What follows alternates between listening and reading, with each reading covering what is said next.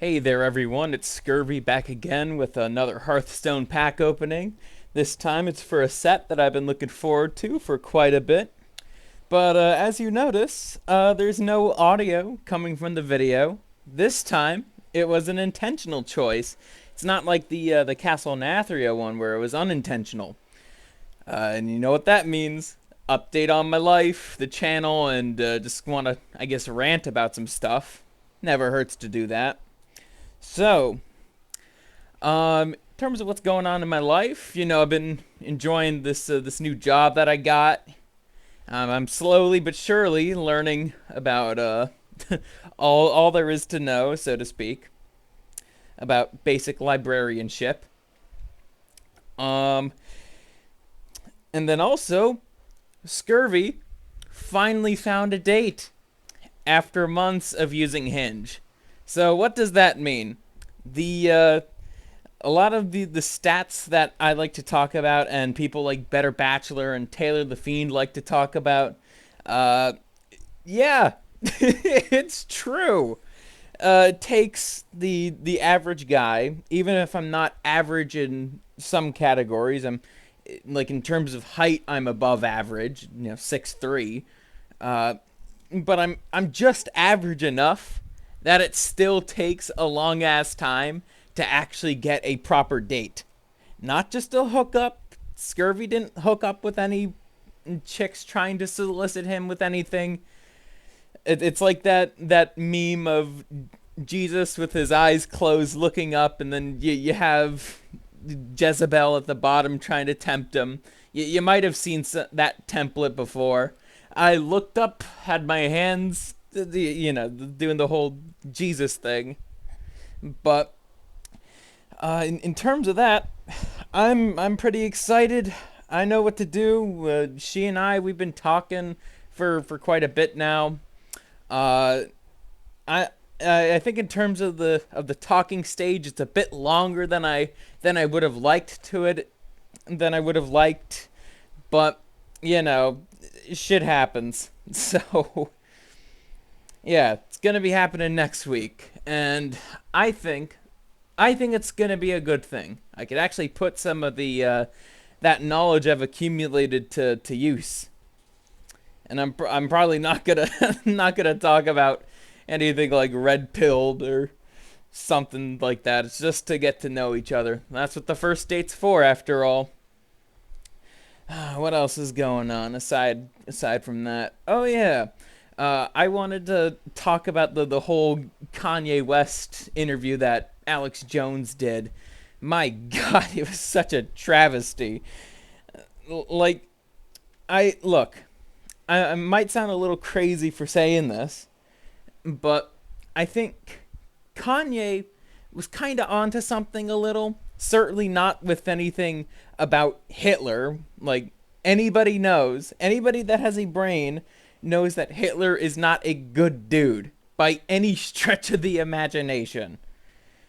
And I think Kanye, to kind of get the point that I was starting to see, because I'm proficient in the language of the mentally ill. I mean, I'm subscribed to Odin's Men, for Christ's sake. Like, that's kind of his shtick, is that he goes over mental illness. Like, so he helps translate it, and because of that, I become an aficionado in that language. It's not just for the left. There's also some crazies on the right too, like, some mentally ill people on the right as well. So it's not just the left.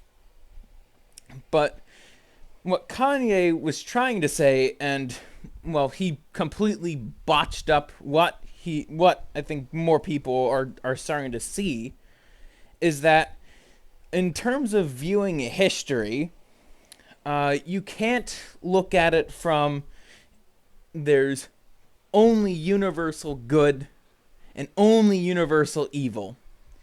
Like, most historical figures, like, some are not the saints as a lot of the history classes like to kind of paint them up to be. And in terms of like tyrants, like, we could go over people like Genghis Khan, or we could go over like Mussolini, or hell, even like some things of modern China, like Xi Jinping. As much as I hate his guts, like I gotta give him some credit for like at least in the beginning of his rule, actually modernizing China and not completely relying on the ways of Mao. But other than that, it's the same problem that that a lot of other tyrants throughout history have. They do the quote unquote good at the start, but even then, sometimes their intentions aren't always the greatest. Uh, like we actually can use Hitler as an example here.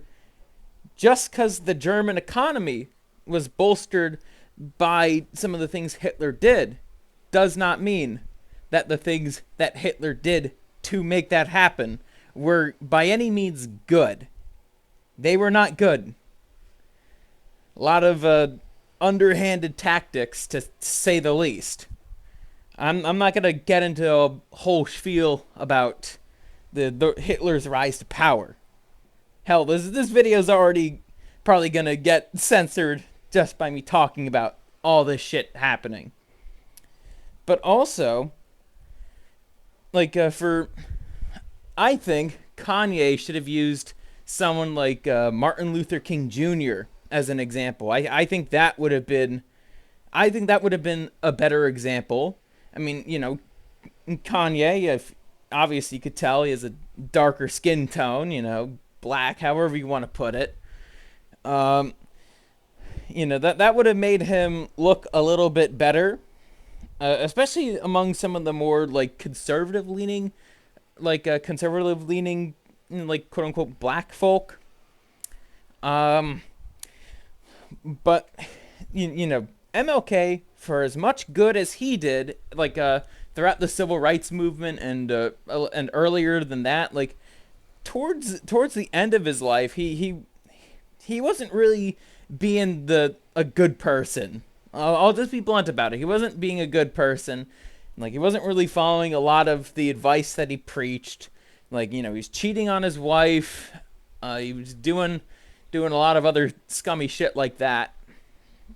And it's like, even so, like, that should not entirely discount the civil rights movement. That was a net, like, historically speaking, that was a net good. Now, you could say that what came after it, like with stuff like affirmative action, like I think that's a better kind of question to raise. But stuff like the Civil Rights Act, like that's a net boon for America as a whole. Like, and I know you do have some contrarians that say, but it ultimately led to the problems like we're facing. But it's just like, no, that's stretching things. That really is stretching things. But going back to history and all that, looking at history through a more arbiter focus, you could say. I don't really have another way to describe it. Like, you're being an arbiter of their deeds, and so you know, you could determine that and I'm going to use MLK here again, not Hitler like Kanye did. That MLK, you know, he definitely did do some like bad deeds, like stuff that could be considered sin if we were to look at things through like a more Christian sort of lens or religious lens, to say. But he definitely helped a lot of people out. Like, going back to the whole civil rights thing, like, I know it's a shocker, but that was a net boon for the country. No other way to put it. But, and I'm sure, you know, you look at someone like Hitler, he is certainly a bad person. If you look at his deeds, even early on, you could see that he's not a good person. So when Kanye says stuff like Hitler is a nice guy and that, God loved him and crazy shit like that, it's like you're making Alex Jones concerned. Clearly, like, you are doing something wrong and you might need to be like reevaluated on stuff. So yes, like, ultimately this is an issue that both the left and the right can agree on. Like, Kanye needs some fucking help, and that's just a fact. There's not really another way to put it. Like, I don't think institutionalizing him is the right choice. That's not what should happen. But I definitely think he has a lot of unprocessed baggage from his messy divorce with Kim Kardashian. I think that's where a lot more of it has festered. And then also, in terms of like unpacking trauma, it's like you have to see like where it stems from. Now, I'm no fucking therapist, but if I were to kind of say a point, it would probably be around like 2016, when everybody on like social media, all that, was just like telling Kanye that like he should like die just because he supports Trump and like and a bunch of other horrible shit. And like, that cause stuff like that causes people to double down. Like, it's not just a thing on the right, where you do have the more fanatical Trump supporters. Like, we see it on the left all the time. Like, if you don't like I'm not being affirmed, so I'm just gonna keep doubling down until I get that affirmation. Like, that's kind of how a lot of the loonies on TikTok think. That's what I was able to pick up on, at least. But in general, like, if you're telling somebody to die just because of their political beliefs, like, of course that's gonna cause them to double down, or you're constantly like interrupting them when they say anything, or a whole bunch of other like disingenuous ways that people like debate and not let the other side speak because they're trying to look good to mommy and daddy establishment. Like, it's so disingenuous.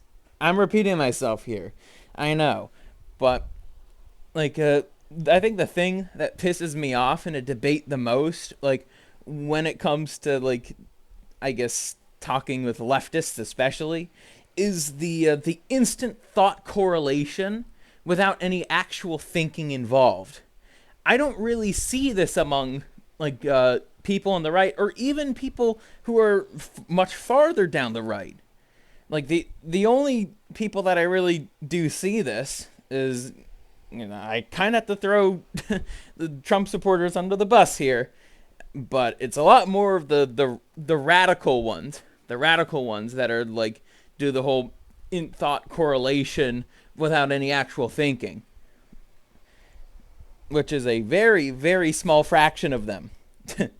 So I guess I just threw only a couple people under the bus, but even then, you're not welcome here on this channel anyways. I'm not one of you.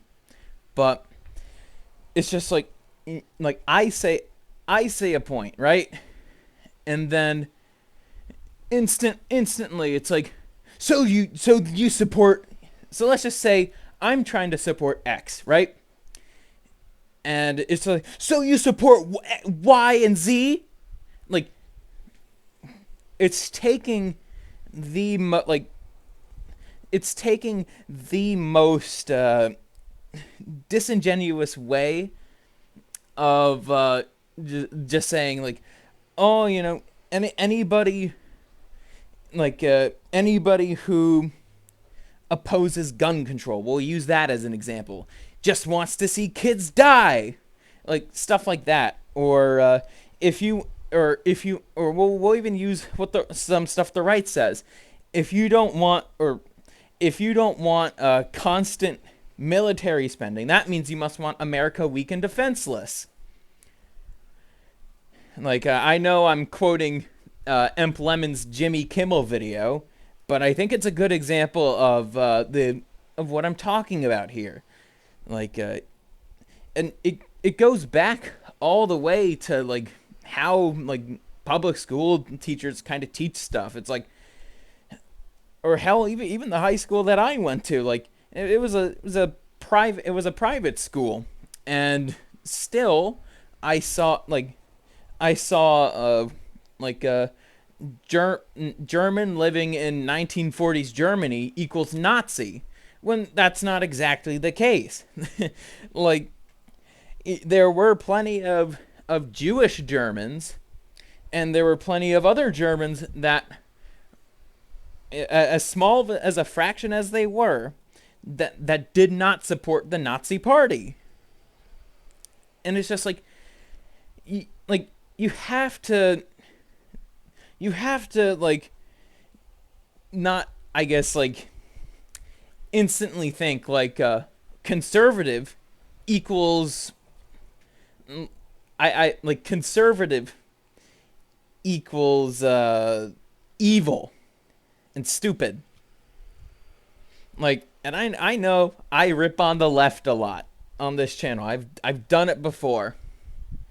But in general, when I'm debating, like, and I've been in debates with leftists before, like some actual liberals too, although those are few and far between these days. But in terms of actual like diehard leftists, like I do try to listen to them, like because I think, they're worthy of being listened to. Like, you're taking some of your time out of your day to talk to me about an issue. Like, I'm lending you that courtesy. The least you could do is lend that courtesy to me. So instead of just like saying, but you're like, and it's not instantly, they don't just say, oh, but you're wrong. Like, they say it in several different ways. It's more of something that you kind of pick up on. But in terms of like rhetoric and all that, like, I just find it to be insanely disrespectful. And my response typically, like, I don't have the patience of someone like Matt Walsh or Michael Knowles. I will get testy if you constantly interrupt me and never let me finish my point, as long as it might take me to make that point. Because sometimes, I don't necessarily speak in quick, flashy, sound bites. Yeah, that's the word, soundbite. I don't speak that way. I need time because I need to think. There's the phrase "slow in the mind," and and that certainly applies to me. I need time to think, so I don't sound so that way I don't sound like I'm misinformed. And it could be for various different topics. Like, it doesn't really matter what it is, but what I find to just be so obnoxious among leftists is that tendency to interrupt. Like, as soon as they hear anything to the right of Mao, that's when they start freaking out and flailing their hands. Not all leftists, but certainly a lot of the ones that I've met on college campuses. The type of people I'm talking about. The bright dyed hair, they're obese, they're got the tattoos, those types of people. But in terms of I guess what I was saying and how I view leftists, whenever, for me, that thought correlation of leftist equals misinformed or stupid it's not all like it's not always the case. You know, there are some smart leftists out there, and I'm not just talking about like, oh, that they just agree with me, or they might agree with some things on me. It's like, I respect that you have the capacity to do research. Like, I think that's something leftists are actually quite good at at times. They know how to use databases. Um, but in terms of that, like, there's only so much like generosity you could afford somebody, because at times it's just like you just know how this is gonna go. It's instinctual. It's like you know how this is gonna go, and if somebody's not affording you the patience and the understanding in a debate, I try to do that when it comes to like other people aside from my parents. But when it comes down to it, like that's ultimately what you got to do. You got to come into the debate with good faith, and ultimately that will help you look good. Like rather than just constantly screaming and yelling about all this other stupid shit, it will make you look good. And yeah, that's all the time I really have for y'all today. It's the last pack, and it's usually going to be something, it's pretty bad. But thanks for watching, everyone. Have a good one.